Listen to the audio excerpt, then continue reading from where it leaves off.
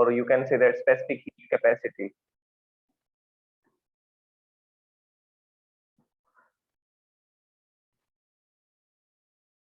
देखिए सबसे पहले मैं इसकी डेफिनेशन लिखता हूँ, फिर इसको लिखते हैं और दोनों में डिफरेंस के बारे में डिस्कस करेंगे कि क्या डिफरेंस है। स्पेसिफिक हीट की डेफिनेशन में हमने लिखा था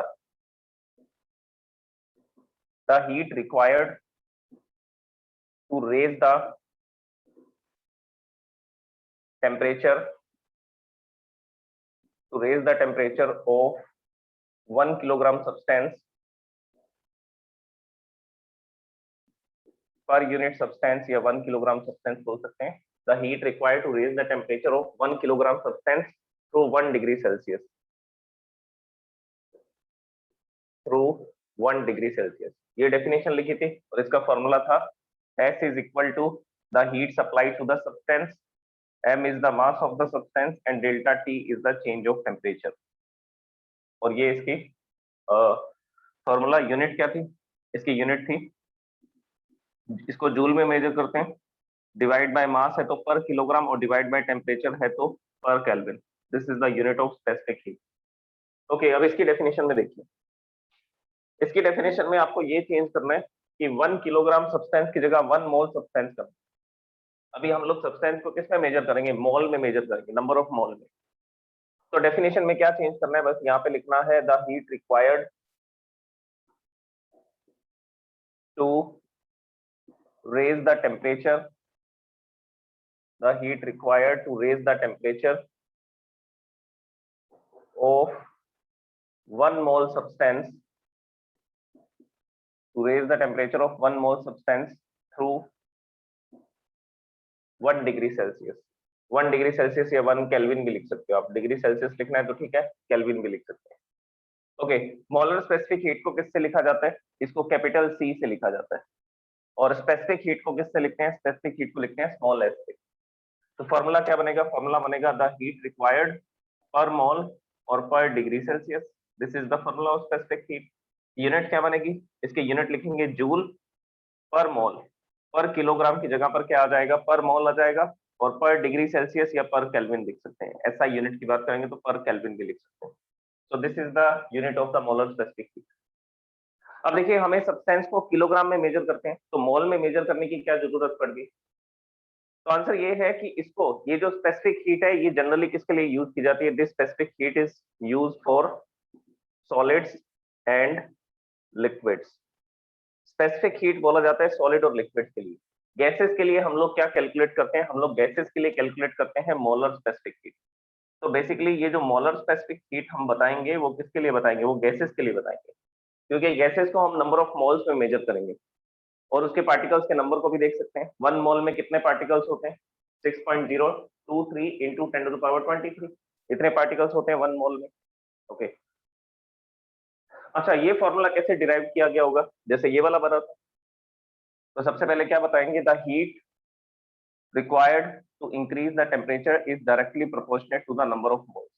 जितने ज्यादा नंबर ऑफ मोल्स होंगे, मतलब जितना ज्यादा सब्सटेंस होगा, उतनी ज्यादा हीट देनी पड़ेगी उसको गर्म करने के लिए।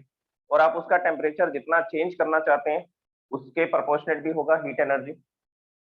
So heat required to increase the temperature of substance is directly proportional to number of moles of the substance and directly proportional to the change of temperature of the substance. अब क्या करेंगे? इन दोनों को कंबाइन कर देंगे। दोनों को combine करेंगे तो क्या फॉर्मूला बन जाएगा? This formula will be n delta T. अब प्रोपोर्शनेट का सिंबल हटाएंगे तो यहाँ एक कांस्टेंट लगाएंगे। That constant is called molar specific heat. उस कांस्टेंट को क्या बोलते हैं? मोलर स्पेसिफिक हीट बोलते हैं। तो इस तरह से इसका फॉर्मूला डिराइव किया जा सकता है, जैसा कि स्पेसिफिक हीट का किया था हमने। ओके, इसके बाद में अब हम लोग डिस्कस करते हैं कि देखिए, हीट एनर्जी से 2 वर्क होंगे। सबसे पहले हम लिखते हैं कि अगर मैं किसी सब्सटेंस को हीट एनर्जी दूंगा तो हीट एनर्जी देने से या तो उसका टेम्परेचर चेंज होगा, और टेम्परेचर चेंज होने के साथ साथ क्या होगा? एक्सपेंशन भी होगा। टेम्परेचर चेंज होने के साथ साथ क्या होगा? एक्सपेंशन भी हो सकता है। लेकिन सॉलिड्स और लिक्विड में हम क्या मानते हैं? Coefficient of expansion is very small. Coefficient of expansion क्या होता है? वेरी स्मॉल होता है। ये हमने डिस्कस भी किया था, 10⁻⁻5 के आसपास होता है। तो ये कोफिशिएंट ऑफ एक्सपेंशन जो है वो बहुत स्मॉल होता है, किसके लिए? सॉलिड और लिक्विड के लिए। तो इसका मतलब ये है कि जब हम सॉलिड और लिक्विड को हीटअप करते हैं तो उनके एक्सपेंशन बहुत नेग्लिजिबल होते हैं। एक्सपेंड तो होता है लेकिन वो नेग्लिजिबल होता है। तो हम ये मानते हैं कि ज्यादातर जो हीट एनर्जी है, मैक्सिमम जो हीट एनर्जी है वो किसमें यूटिलाइज हो रही है? टेम्परेचर को चेंज करने में। तो सॉलिड और लिक्विड को जब हम हीट एनर्जी देते हैं तो उनका एक्सपेंशन नेग्लिजिबल होता है। तो मैं यहाँ लिख देता हूँ, अगर हम सॉलिड और लिक्विड को हीट देंगे तो एक्सपेंशन क्या होगा? एक्सपेंशन होगा नेग्लिजिबल। ओके, और तो फिर हीट किस में यूटिलाइज होगी? तो फिर हीट यूटिलाइज होगी क्या चेंज करने में? टेम्परेचर को रेज करने में, टेम्परेचर को इंक्रीज करने में। ये किसके लिए बोला गया? ये सॉलिड और लिक्विड के लिए बोला गया। अब हम बात करते हैं गैसेस की। गैसेस का एक्सपेंशन भी हो सकता है कि हमने ऐसा सिस्टम बना रखा हो जिसमें पिस्टन जो है वो फ्री हो, मूव कर सके अपवर्ड डायरेक्शन में। तो देखिए गैसेस के केस में क्या होगा। तो जैसे हमने यहाँ पर एक सिलेंडर लिया, इस सिलेंडर के अंदर क्या करेंगे? एक पिस्टन को फिक्स कर देंगे and that piston is free to move, और ये फ्रीली मूव कर सकते हैं। अभी ये पिस्टन इस पोजीशन पर है, this is the position of the piston, और यहाँ पर इसके अंदर गैस है। अब आप क्या करोगे? आप इसको हीट एनर्जी सप्लाई करोगे, या बर्नर लगाओगे। बर्नर लगा करके आप इसको गर्म करना स्टार्ट करोगे। तो जैसे ही आप इसको हीटअप करोगे, हीटअप करने पर क्या होगा? हीटअप करने पर ये होगा कि पार्टिकल्स की काइनेटिक एनर्जी बढ़ेगी, और ये काइनेटिक एनर्जी क्या करेगी? तो आंसर है वर्क डन भी कर सकती है। काइनेटिक एनर्जी से ये पार्टिकल क्या कर सकते हैं? वर्क डन कर सकते हैं। कैसे करेंगे? ये पार्टिकल जाकर के पिस्टन के साथ टकराएगा, वॉल्स के साथ भी कोलाइड करते हैं नो डाउट, लेकिन जब ये पिस्टन के साथ जाकर के ऐसा कोलाइड करेगा तो ये इस पर लगाएगा फोर्स, और फोर्स लगने से पिस्टन क्या होगा? डिस्प्लेस होना स्टार्ट हो जाएगा। So force into displacement is called work done. Force into displacement is called work done. तो यहाँ पर ये जो मॉलिक्यूल्स की काइनेटिक एनर्जी बढ़ेगी, इससे ये जा करके इससे कोलाइड करेंगे, और इससे कोलाइड करते ही पिस्टन को अपर डायरेक्शन में जाना स्टार्ट हो जाएगा, मूव करना स्टार्ट कर देगा। तो बेसिकली क्या हो रही है? गैस एक्सपेंड हो रही है। गैस क्या हो रही है? एक्सपेंड हो रही है। तो आप जो भी हीट एनर्जी दे रहे हैं वो किस में यूटिलाइज हो रही है? वो एक्सपेंशन में यूटिलाइज हो रही है। हम देख रहे हैं कि यहाँ पर टेम्परेचर ही चेंज नहीं हो रहा। हम यहाँ पर ऑब्जर्व कर रहे हैं कि ये फ्री एक्सपेंशन हो रहा है, और यहाँ पर क्या चेंज नहीं हो रहा? There is no change of temperature. Temperature क्या है? कांस्टेंट। तो ऐसा भी पॉसिबल है। तो गैसेस के लिए क्या होगा? हम हीट एनर्जी सप्लाई करेंगे, और अगर फ्री एक्सपेंशन हो रहा है तो फ्री एक्सपेंशन में गैस के मॉलिक्यूल दूर दूर होते जाएंगे उस हीट एनर्जी से, और वो क्या करेंगे? पिस्टन को अपवर्ड डायरेक्शन में लेकर के जाएंगे। तो मतलब क्या करेंगे? पिस्टन पर वर्क डन करेंगे। तो अगर आपने 100 जूल की हीट एनर्जी दी बर्नर के थ्रू, तो यहाँ पर 100 जूल का क्या हो चुका होगा? वर्क डन हो चुका होगा, पिस्टन ऊपर की तरफ जा चुका होगा। लेकिन टेम्परेचर में चेंज नहीं होगा, लेकिन टेम्परेचर में चेंज नहीं होगा। तो इसीलिए मैं बोल रहा हूँ कि मोलर स्पेसिफिक हीट जो है वो गैसेस के लिए लिखी जाएगी, और इसकी वैल्यू भी कांस्टेंट नहीं है। मोलर स्पेसिफिक हीट, जैसे कि ये तो कांस्टेंट था, क्या बताया था मैंने? एल्यूमिनियम के लिए, कॉपर के लिए आपने बोला था कि specific heat of aluminium is 900 joule पर किलोग्राम पर केल्विन। तो अगर मेरे को 1 किलोग्राम एल्यूमिनियम का टेम्परेचर 1 केल्विन इंक्रीज करना है तो 900 जूल देने पड़ेंगे। इसी तरह से कॉपर के लिए लिखा था हमने, कॉपर की स्पेसिफिक हीट थी 386 जूल पर किलोग्राम पर केल्विन। तो ये कॉपर की स्पेसिफिक हीट थी। तो ये स्पेसिफिक हीट फिक्स है कि इतना एनर्जी देने से इतना टेम्परेचर इंक्रीज होगा, लेकिन मोलर स्पेसिफिक हीट गैसेस के लिए फिक्स नहीं है। ये चेंज होती है, अलग अलग कंडीशन में अलग अलग होगी। जैसे कि अगर हम इस कंडीशन में बात करें तो मोलर स्पेसिफिक हीट क्या आएगी? इस कंडीशन में मोलर स्पेसिफिक हीट क्या आएगी? मैंने क्या बोला? टेम्परेचर कांस्टेंट है। पहले भी इसका टेम्परेचर 20 डिग्री था, अभी भी इसका टेम्परेचर 20 डिग्री है। So change in temperature is, in this case change in temperature is 0। Temperature change ही नहीं हो रहा है। तो मोलर स्पेसिफिक हीट क्या आएगी? तो यहाँ पे वैल्यू पुट करेंगे, we are giving the heat energy and n is the number of mole of the gas. ये n मोल गैस इसमें हमने भर रखी है। n is the number of mole of the gas and delta t is 0। Change of temperature, temperature बदल ही नहीं रहा, पहले भी 20 था, अभी भी 20 है। तो 20 माइनस 20 करोगे, दिस विल बी 0, और डिवाइड में 0 आ रहा है, तो इसकी स्पेसिफिक हीट क्या आएगी? इसकी स्पेसिफिक हीट आएगी इंफिनिटी। मतलब आप इस सब्सटेंस को जितनी भी हीट एनर्जी देना चाहें दे सकते हैं, इस सब्सटेंस को आप जितनी भी हीट एनर्जी देना चाहें दे सकते हैं, लेकिन इसका टेम्परेचर राइज नहीं। वो सारी हीट एनर्जी किस में यूटिलाइज होगी? तो आंसर है वो सारी हीट एनर्जी एक्सपेंशन में यूटिलाइज होगी। अब गैस को हीट एनर्जी दे रहे हैं, लेकिन आप देख रहे हैं गैस का टेम्परेचर राइज नहीं हो रहा, क्योंकि गैस क्या हो रही है? गैस फ्रीली एक्सपेंड हो रही है। ओके, तो सारी एनर्जी एक्सपेंशन में खर्च हो जाएगी। तो आप इसको जितनी भी हीट सप्लाई करना चाहें सप्लाई कर सकते हैं, और इसकी स्पेसिफिक हीट क्या आएगी? मोलर स्पेसिफिक हीट आएगी इंफिनिटी। इंफिनिटी आने का मतलब है कि जितनी हीट देना चाहें दे सकते हैं, टेम्परेचर चेंज नहीं होगा। ओके, अब दूसरी कंडीशन देखते हैं जिसमें स्पेसिफिक हीट जीरो आ जाएगी। जिसमें स्पेसिफिक हीट क्या आ जाएगी? जीरो। जीरो कैसे आ सकती है?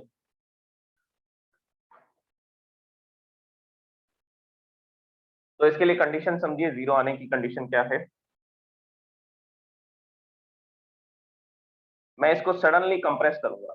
ऐसी प्रोसेसेस को एडियाबैटिक प्रोसेस बोलते हैं, जो सडन होती हैं। तो यहां पर हमने एक पिस्टन लिया, और पिस्टन की जो वॉल्स है वो नॉन कंडक्टिंग वॉल्स। अगर नॉन कंडक्टिंग वॉल है तो बाहर से हीट एनर्जी तो सप्लाई हो ही नहीं सकती। इसके अंदर जितना भी टेम्परेचर है, जितनी भी एनर्जी है, वो उतनी ही रहेगी, वो इंक्रीज डिक्रीज नहीं हो सकती। बाहर से हम हीट देंगे तो हीट इसको मिलेगी भी नहीं। और ये पिस्टन यहाँ पर है अभी। तो ये जो पिस्टन था इसकी नॉन कंडक्टिंग वॉल्स,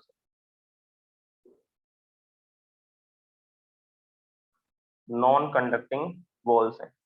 तो बाहर से हम बर्नर लगा करके बैठे हैं, लेकिन इसको हीट एनर्जी मिलेगी नहीं। हम हीट देने की कोशिश करेंगे तब भी नहीं जाएगी, नॉन कंडक्टिंग वॉल्स है। तो एक तरीका है इस गैस को गर्म करने का। क्या तरीका है? तो आंसर है कंप्रेशन कर दीजिए। आप इस पे वर्क डन कीजिए, वो वर्क डन क्या होगा? पार्टिकल्स की काइनेटिक एनर्जी बन जाएगी। अब पिस्टन को नीचे डाउनवर्ड पुश करने में क्या करना पड़ेगा? वर्क करना पड़ेगा, क्योंकि मेरे को पिस्टन पर क्या लगाना पड़ेगा? फोर्स लगाना पड़ेगा, और फोर्स लगा करके मैं इसको इस पोजीशन पर लेकर के आऊंगा। तो ये इसकी नई पोजीशन आ चुकी है पिस्टन की। डाउनवर्ड डायरेक्शन में लेकर के जा रहे हैं, और मैंने एक्स डिस्प्लेसमेंट कर दिया। पिस्टन को एक्स क्या कर दिया? डाउनवर्ड पुश कर दिया। So I have displaced the piston. Force लगाया, डिस्प्लेसमेंट किया, मतलब कि मैंने इस पिस्टन पर, इस गैस पर क्या किया? इस गैस पर मैंने वर्क डन किया। और वही work done according to the conservation energy, according to the conservation of energy, वही वर्क डन किसमें अपीयर होगा? उसी वर्क डन से क्या होगा?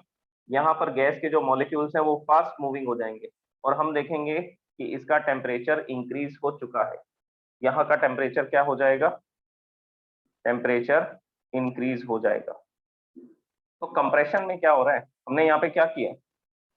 इस प्रोसेस में हमने क्या किया? Sudden compression. क्या हीट एनर्जी सप्लाई की क्या? तो आंसर है नो, हीट एनर्जी सप्लाई नहीं की। लेकिन जैसे ही हम सडन कंप्रेशन करते हैं, टेम्परेचर में तो चेंज होता है। अब आप इसकी स्पेसिफिक हीट बताएंगे इस केस में, तो यहाँ लिखेंगे molar specific heat is equal to Q. क्या आपने हीट एनर्जी दी? तो आंसर है no, heat supply to the substance is zero. ये नॉन कंडक्टिंग वॉल्स हैं, बाहर से हीट एनर्जी जा ही नहीं सकती है, लेकिन फिर भी गैस गर्म हो रही है। कैसे गर्म हो रही है? कंप्रेशन के थ्रू। हम जो वर्क करते हैं उससे इसका टेम्परेचर इंक्रीज होता है। कंप्रेस करने में जो वर्क करते हैं उससे इसका टेम्परेचर इंक्रीज। एनीवेज, हमने हीट सप्लाई नहीं की।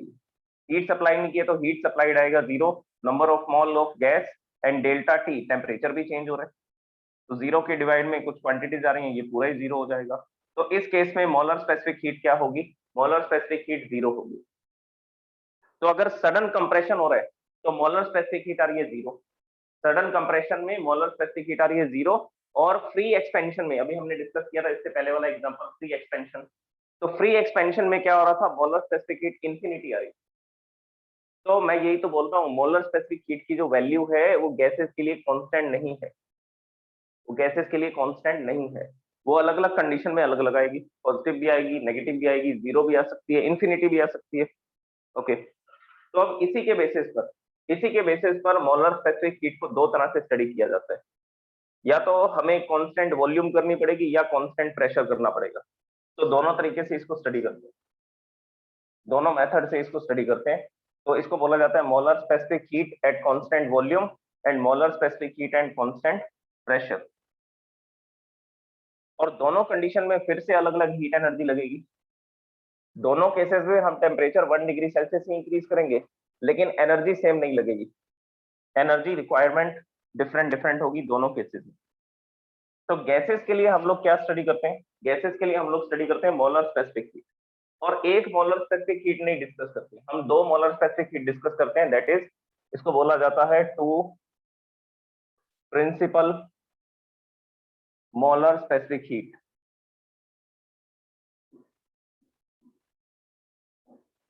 To principal molar specific heat. First one is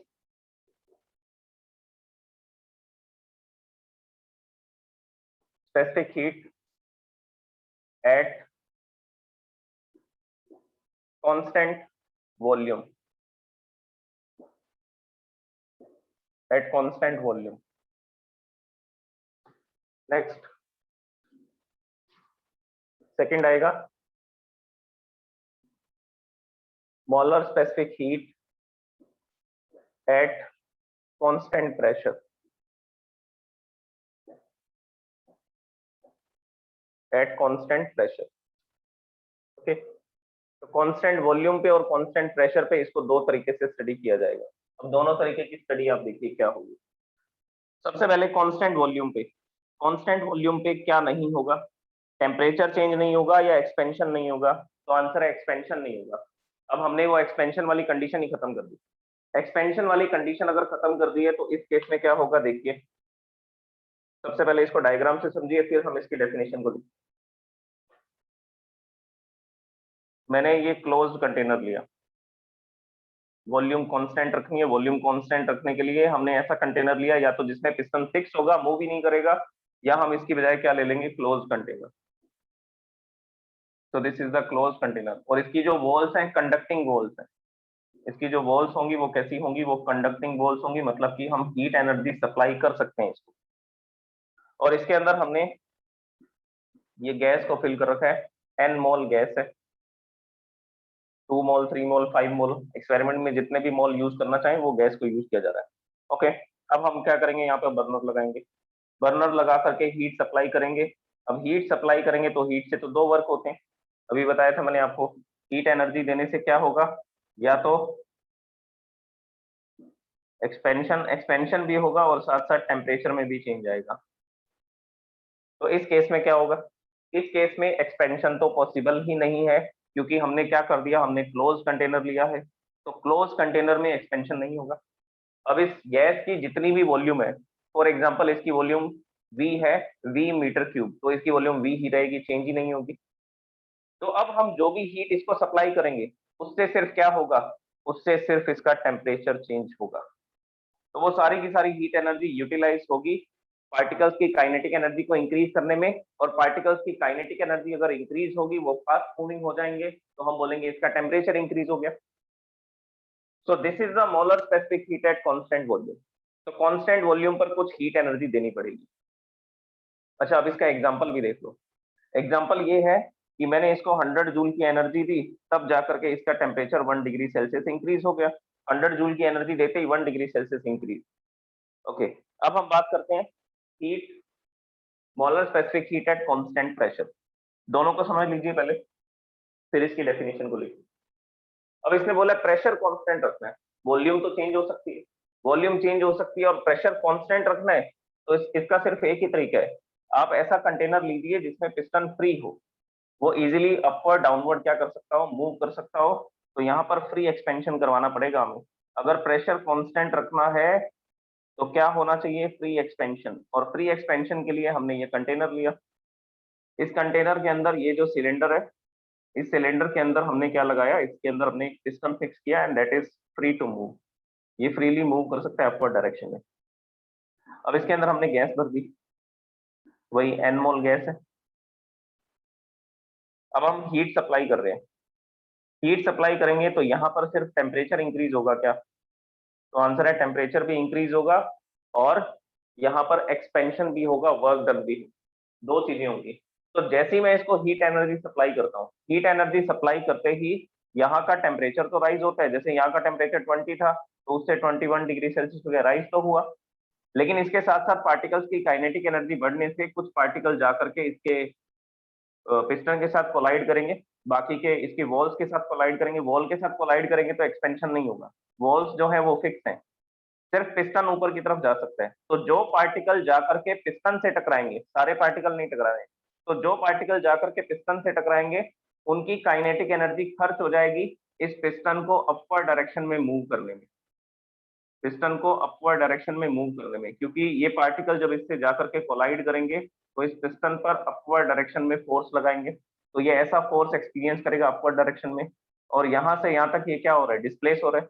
तो फोर्स इनटू डिस्प्लेसमेंट क्या होगा, वर्क डन होगा।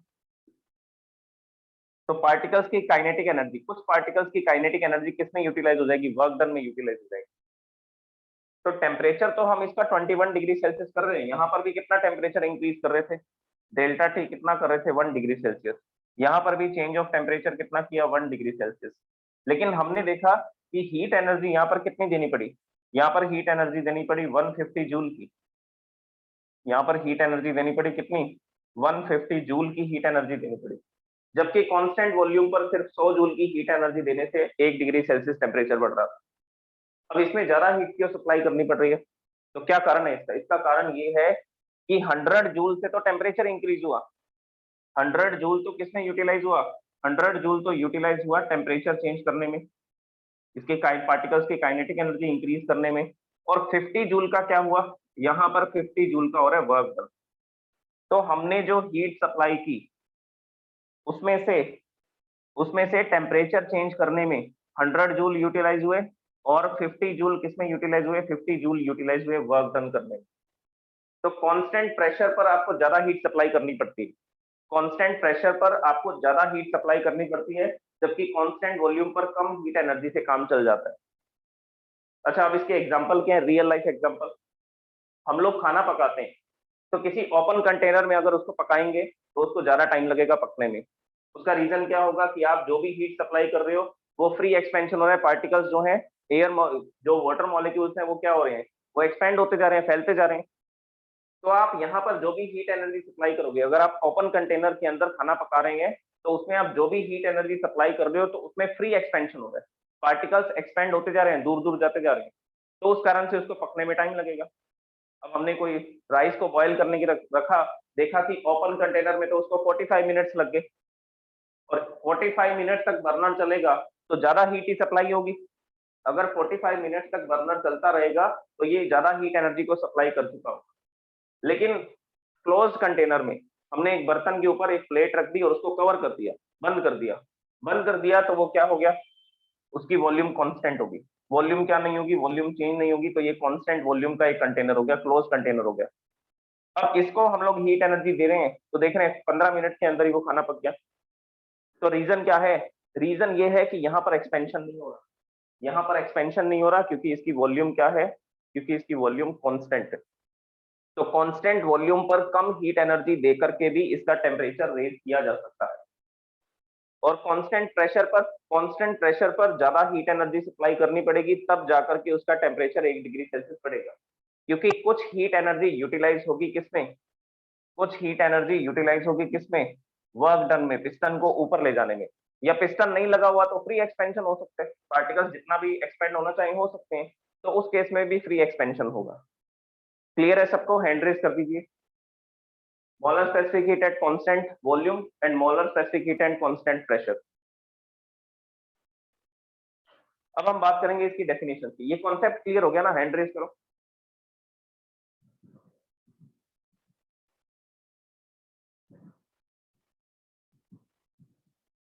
Okay,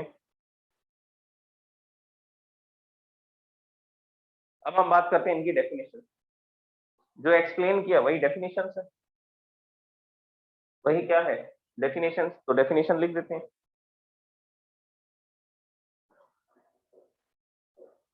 the heat required to raise the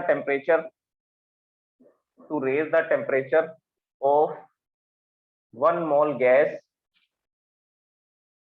through 1 degree Celsius, through 1 degree Celsius at condition भी लिखनी है, at constant volume, at constant volume is called molar specific heat at constant volume. और molar specific heat at constant volume को किससे लिखा जाता है? CV से लिखा जाता है। इसको किससे डिनोट करते हैं? It is denoted by CV। इसको किससे लिखा जाता है? इसको लिखा जाएगा CP से। C और इसके सबस्क्रिप्ट में P लिख देंगे, constant pressure, molar specific heat at constant pressure. Formula क्या बनेगा? फॉर्मूला बनेगा CV is equal to heat supplied to the substance, number of mole divide by delta T। और इसके ब्रैकेट में ऐसा भी लिखा हुआ मिल सकता है आपको कुछ बुक्स के अंदर, यहाँ पर ब्रैकेट लिखा होगा और यहाँ पे लिखा होगा कांस्टेंट वॉल्यूम। तो ऑब्वियसली मैंने यहाँ पे CV लिख दिया, तो CV लिखते ही आप समझ जाना कि ये कांस्टेंट वॉल्यूम के लिए है हीट एनर्जी का फॉर्मूला। ये मोलर स्पेसिफिक हीट का फॉर्मूला एट कांस्टेंट वॉल्यूम। इसकी डेफिनेशन में क्या चेंज करें? इसकी डेफिनेशन में लिखेंगे the heat required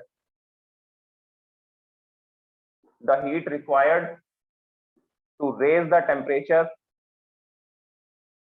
the heat required to raise the temperature of 1 mole gas या 1 mole substance भी बोल सकते हैं, of 1 mole gas through 1 degree Celsius at constant pressure, at constant pressure। देखो अगर ये एक्सपेंड हो रहा है ना तो प्रेशर इंक्रीज नहीं होगा। ये मॉलिक्यूल्स के पास जितनी भी काइनेटिक एनर्जी आई थी और जिस वजह से ये क्या कर रहे थे, कोलिजन के कारण प्रेशर होता है, तो ये पार्टिकल जाकर के ऐसा हाई वेलोसिटी से कोलाइड करता है, तो ये इस पर प्रेशर अप्लाई करता है। पहले इतनी वॉल्यूम में थे ये, अब एक्सपेंशन होने के बाद ये वॉल्यूम हो चुकी है। अब पार्टिकल्स के बीच का डिस्टेंस इंक्रीज हो जाएगा। पार्टिकल्स के पहले डिस्टेंस इतना था, तो इस कारण से इसका कुछ प्रेशर था, ये ऐसा कोलाइड कर रहे थे वॉल्स के साथ में, तो ये कुछ प्रेशर अप्लाई कर रहे थे, P प्रेशर था। अब जैसे ही आपने इसको हीट एनर्जी देनी शुरू की, पार्टिकल्स की काइनेटिक एनर्जी बढ़ेगी, तो ये हाई वेलोसिटी से जाकर के टकराएंगे, तो प्रेशर तो इंक्रीज होना चाहिए था, लेकिन इंक्रीज क्यों नहीं हो रहा? इंक्रीज इसलिए नहीं हो रहा क्योंकि एक्सपेंशन हो रहा है। एक्सपेंशन होने से क्या हुआ? पार्टिकल्स के बीच का स्पेस इंक्रीज हो गया। अब इसको यहाँ पर कोलाइड करने में इतनी डिस्टेंस ट्रेवल करनी पड़ेगी, this is called mean free path. इसको मीन फ्री पाथ बोलते हैं। The distance between the two successive collision is called mean free path. तो पहले क्या था? पहले मीन फ्री पाथ छोटा था, तो इस कारण से इसका कुछ प्रेशर था। अब इसके पास काइनेटिक एनर्जी तो ज्यादा है, लेकिन इसका मीन फ्री पाथ बढ़ चुका है। अब कोलिजन्स होने में टाइम लगेगा, कोलिजन्स होने में टाइम लगेगा, तो प्रेशर अभी भी उतना ही रहेगा। तो फ्री एक्सपेंशन करके प्रेशर को कांस्टेंट रखा जा सकता है। तो फ्री एक्सपेंशन करके क्या कांस्टेंट रखा जाता है? प्रेशर कांस्टेंट रखा जाता है। तो मैं यहाँ लिख देता हूँ, फ्री एक्सपेंशन के थ्रू हम लोग क्या कांस्टेंट रखते हैं? प्रेशर को कांस्टेंट रखते हैं। सो this is the molar specific heat at constant pressure. Formula क्या बनेगा? फॉर्मूला तो वही आएगा, Cp molar specific heat at constant pressure, the heat supplied divide by N delta T। This will be the formula, ये formula हो गया।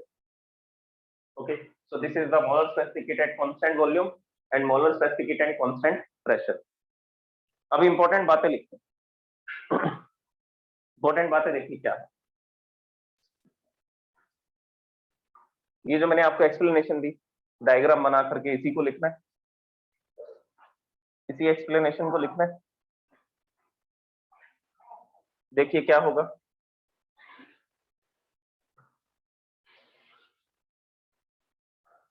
सबसे पहली बात इसमें लिखेंगे the heat supplied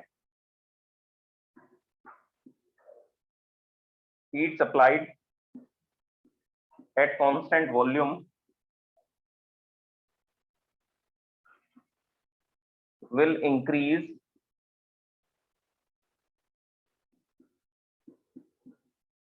the kinetic energy बोल दो या इंटरनल एनर्जी बोल दो, will increase kinetic energy और internal energy of the gas. Internal energy, particles की जो काइनेटिक एनर्जी होती है और जितनी पोटेंशियल एनर्जी होती है उसके सम को इंटरनल एनर्जी बोला जाता है। तो यहाँ पर कौन सी एनर्जी इंक्रीज हो रही है? ये इंटरनल एनर्जी है, जिसमें पार्टिकल्स की काइनेटिक एनर्जी और पोटेंशियल एनर्जी आएगी। जब हम इसका टेम्परेचर राइज करेंगे, जब हम इसको हीट सप्लाई करेंगे, तो काइनेटिक एनर्जी इंक्रीज हो रही है, और काइनेटिक एनर्जी अगर इंक्रीज हो रही है तो उससे क्या इंक्रीज होगा? उससे इंटरनल एनर्जी भी इंक्रीज होगी। ओके, तो ये भी लिखा जा सकता है, heat supplied at constant volume will increase the kinetic energy of the gas और internal energy of the gas. So no heat is spent in the expansion, so no heat is spent in expansion. तो expansion में कोई भी heat expand क्या नहीं होगी, spent नहीं होगी, यूटिलाइज नहीं होगी, सिर्फ इंटरनल एनर्जी इंक्रीज करेगी। इसमें लिखेंगे heat supplied at constant pressure is utilized in two ways.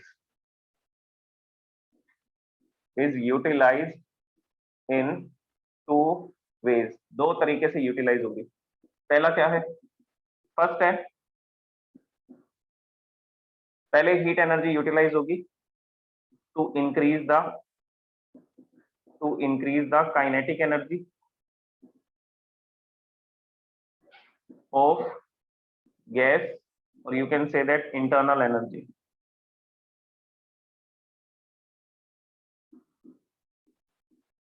To increase the kinetic energy of gas or internal energy of the gas.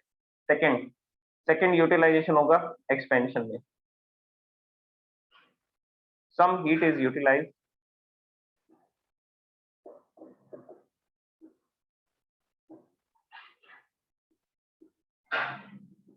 in expansion of gas. कुछ heat energy से kinetic energy बढ़ेगी। Kinetic energy बढ़ने का मतलब है कि क्या raise होगा, टेम्परेचर राइज होगा, इसमें टेम्परेचर राइज होगा। और बाकी की हीट एनर्जी यूटिलाइज होगी एक्सपेंशन में, जिससे क्या इंक्रीज होगी, जिससे गैस की वॉल्यूम इंक्रीज हो जाएगी। तो कांस्टेंट वॉल्यूम पर हीट एनर्जी देने से सिर्फ क्या होता है, सिर्फ टेम्परेचर राइज होता है, तो सब्सटेंस जल्दी गर्म होगा। और कांस्टेंट प्रेशर पर टेम्परेचर भी राइज होगा और वॉल्यूम भी इंक्रीज होगी, एक्सपेंशन भी होगा। तो उसमें दो जगह पर हीट यूटिलाइज होगी। तो this is the molar specific heat constant volume and at constant pressure. अच्छा, अब इससे रिलेटेड कुछ फॉर्मूलाज देख लीजिए। मेयर ने एक फॉर्मूला बनाया था, वैसे तो ये आगे के चैप्टर्स में इसका डेरिवेशन आएगा, लेकिन वो फॉर्मूला क्या था, मेयर ने फॉर्मूला लिखा था Cp minus Cv is equal to R।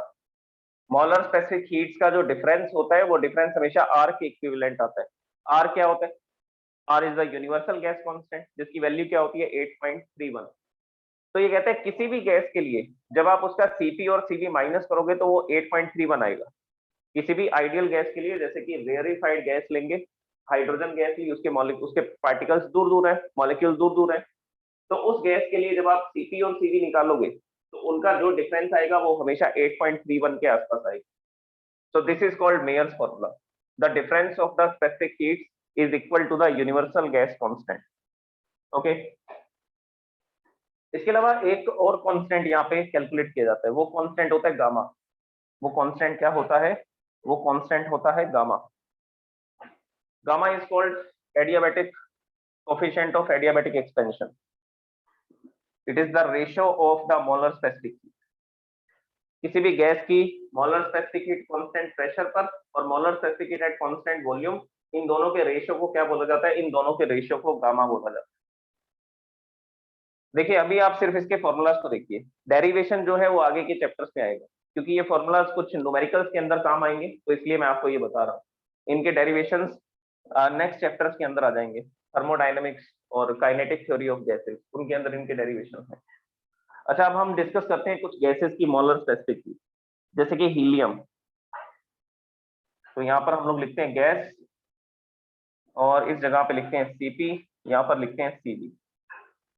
Unit इनकी क्या होगी, जूल पर मोल पर केल्विन, ये यूनिट रहेगी इसकी।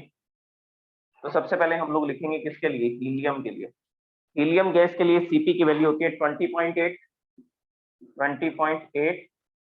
And this will be 12.5। Minus कर लो 20.8 12.5, ये 8.30 के आसपास आएगा। 8.31 होता है R की वैल्यू, तो इसके अप्रोक्सीमेटली इसके बराबर आएगी, इन दोनों का डिफरेंस।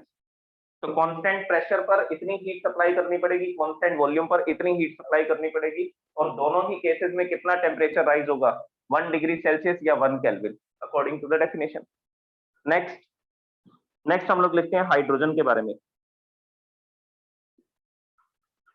28.8 और 20.4। These are the molar specific heat at constant pressure and constant volume. इसी तरह से नाइट्रोजन के लिए 29.1 and at constant volume it is 20.8। तो आप इनके डिफरेंसेस जब भी निकालोगे, कांस्टेंट प्रेशर पर ये हीट देनी पड़ेगी, कांस्टेंट वॉल्यूम पर ये हीट देनी पड़ेगी। जब भी आप इनके डिफरेंस निकालोगे, वो डिफरेंस कितने आएंगे? वो डिफरेंस 8.31 के आसपास आएंगे। So this is called Mayer's formula.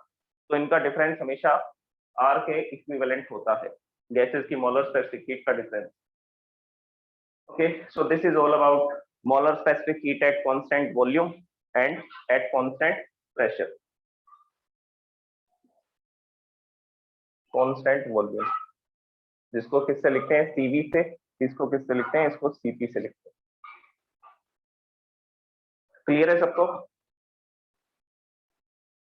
क्या डेफिनेशन है और क्या डिफरेंसेस हैं? गामा क्या होता है? Adiabatic coefficient, adiabatic expansion, coefficient of adiabatic expansion बोलते हैं। ठीक है, ये रेशो है सीपी और सीवी का, और ये मेयर्स फॉर्मूला है। ये मैंने कुछ वैल्यूज बताई हैं आपको स्पेसिफिक हीट की, कांस्टेंट प्रेशर पे और कांस्टेंट वॉल्यूम। अब हैंड रेज करो अगर कोई डाउट है इसमें। ये वैल्यू का क्लियरली मतलब ये है कि आपको 20.8 जूल की एनर्जी देनी पड़ेगी, तब जाकर के 1 मोल गैस का टेम्परेचर 1 केल्विन इंक्रीज होगा कांस्टेंट प्रेशर पे।